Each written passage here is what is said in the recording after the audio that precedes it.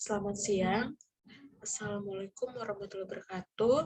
Salam sejahtera untuk kita semua. Perkenalkan, saya Nova Nitawati Bain.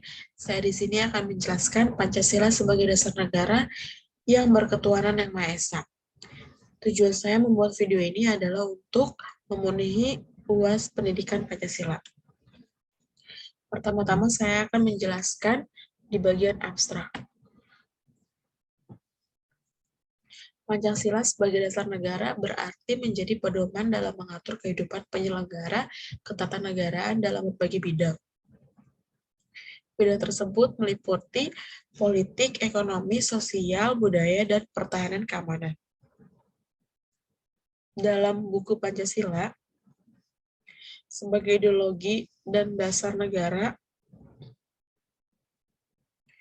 Pancasila telah ada dalam segala bentuk kehidupan rakyat Indonesia. Pancasila lahir pada tanggal 1 Juni 1945, ditetapkan pada 18 Agustus 1945 bersama-sama dengan Undang-Undang Dasar 1945. Sejarah Indonesia telah mencatat bahwa di antara tokoh perumusan Pancasila adalah Bapak Muhammad Yamin, Bapak Supomo, dan Bapak Soekarno. Warga negara memiliki kepercayaan masing-masing pada agamanya dan Tuhannya untuk menaati perintah Tuhan dan menjauhi larangannya. Bagi orang Indonesia, Pancasila merupakan kristalisasi nilai-nilai luhur yang hidup dan merasuk dalam kehidupan keseharian masyarakat suku-suku bangsa di Indonesia sejak lama, dan sekaligus merupakan ciri khas budaya dan peradaban manusia Indonesia yang harus terus dipelihara. Sering dengan perkembangan zaman, di samping banyaknya permasalahan yang timbul di masyarakat, menyebabkan nilai-nilai luhur Pancasila tersebut mulai tergerus dari kehidupan keseharian masyarakat kita. Salah satunya adalah nilai luhur dari sila pertama, yakni ketuhanan yang Maha Esa.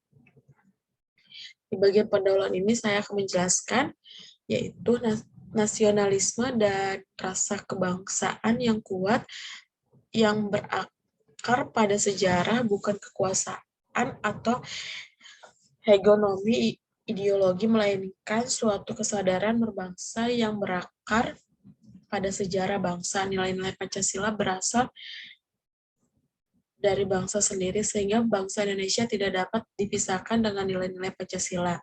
Landasan kultural, ciri-ciri khas pandangan hidup falsafah bangsa yang berbeda dengan lainnya. Falsafah hidup tersebut diangkat dari nilai-nilai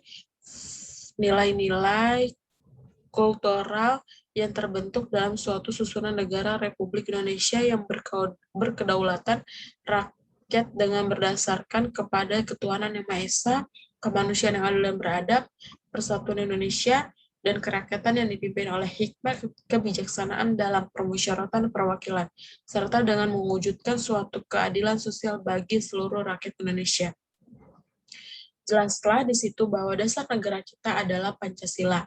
Undang-Undang Republik Indonesia Nomor 20 2003 tentang Sistem Pendidikan Nasional, Bab 2 Pasal 2 menyatakan pendidikan nasional berdasarkan Pancasila dan Undang-Undang Dasar Negara Republik Indonesia tahun Surat Edaran Direktorat Jenderal Pendidikan Tinggi Departemen Pendidikan Nasional tanggal 5 Januari 2010 nomor 6 /D/T/2010 perihal penyelenggaraan perkuliahan pendidikan Pancasila, bahwa dengan maksud menumbuh kembangkan kesadaran terhadap nilai-nilai Pancasila pada mahasiswa, bahwa secara filosofis, yuridis, dan sosiologis penyelenggara pendidikan Pancasila di perguruan tinggi tidak melanggar peraturan perundang-undangan yang berlaku yang kemudian disepakati sebagai dasar negara Republik Indonesia Merdeka. Rumusan tersebut tercantum pada alinea keempat pembukaan Undang-Undang NKRI tahun 1945. Di sini saya akan masuk ke pembahasan. Sila pertama, ketuhanan yang Maha Esa. Seiring dengan perkembangan zaman, di samping banyaknya permasalahan yang timbul di masyarakat, menyebabkan nilai-nilai luhur Pancasila tersebut mulai tergerus dari kehidupan keseharian masyarakat kita. Salah satunya adalah nilai luhur dari sila pertama, yakni ketuhanan yang Maha Esa. Kita tidak bisa memungkiri bahwa banyak sekali isu-isu bahwa kejadian yang kurang kondisif yang menyebabkan upaya toleransi antara umat beragama sebagai salah satu pilar nilai yang ingin ditegakkan sila pertama mengalami hambatan. Bahkan beberapa waktu belakangan ini terjadi beberapa konflik yang memakan korban jiwa. Melihat beberapa fakta-fakta yang ada di lapangan, penulis ingin membahas betapa pentingnya memahami, meresapi, dan mengaplikasikan Pancasila dalam kehidupan sehari-hari, terutama pada sila ketuhanan yang Maha Esa tersebut. Di sini saya akan menjelaskan makna dan kendala ketuhanan yang Maha Esa. Pertama-tama saya akan menjelaskan maknanya terlebih dahulu. Kalimat sila pertama, ketuhanan yang Maha Esa, sejatinya berasal dari istilah dalam bahasa Sanskerta ataupun bahasa Pali. Ketuhanan berasal dari kata Tuhan yang diberi himbauan berupa awalan ke dan akhiran an. Penggunaan awalan ke dan akhiran an pada suatu kata dapat merubah makna dari kata itu dan membentuk makna baru. Menambahkan awalan ke dan akhiran an dapat memberi perubahan makna menjadi antara lain mengalami sifat-sifat hal baru menjadi keilahian atau ketuhanan atau kedewaan. Kata Maha berasal dari bahasa Sanskerta atau Pali yang berarti mulia atau besar, bukan dalam pengertian bentuk. Jadi penggunaan kata Maha dipersandingkan dengan kata seperti besar menjadi Maha Besar yang berarti sangat besar. Di samping adanya makna itu tersebut, jelas bahwa pasti adanya kendala.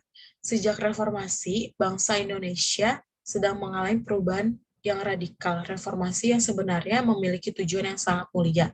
Ternyata telah mengantarkan bangsa Indonesia pada dunia baru yang sama sekali berbeda dengan sebelumnya, yaitu sangat terbuka dan liberal. Di tengah suatu gelombang yang disebut dengan globalisasi, globalisasi tidak hanya berhasil mengubah selera dan gaya kehidupan suatu masyarakat bangsa menjadi sama dengan bangsa lain, tetapi juga menyatukan orientasi dari budaya menuju suatu budaya dunia. Bukan hanya itu, kendalanya ada juga salah satu dampak serius dari perubahan tersebut adalah kecenderungan memudarkan nasionalisme bangsa Indonesia. Kecenderungan tersebut timbul karena posisi nasionalisme bangsa Indonesia sedang berada dalam kisaran tarik-menarik antar kekuatan arus perubahan global dengan kekuatan komitmen kebangsaan dan keindonesiaan yang ingin dipertahankan oleh bangsa Indonesia.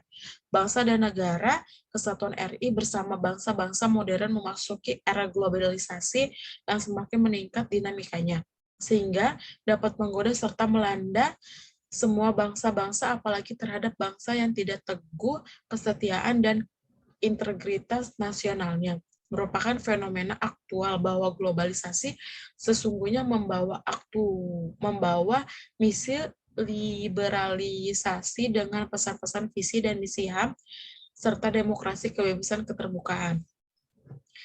Dengan demikian, nampak bahwa pada setiap perubahan dan dapat menghasilkan kemajuan ataupun kemunduran.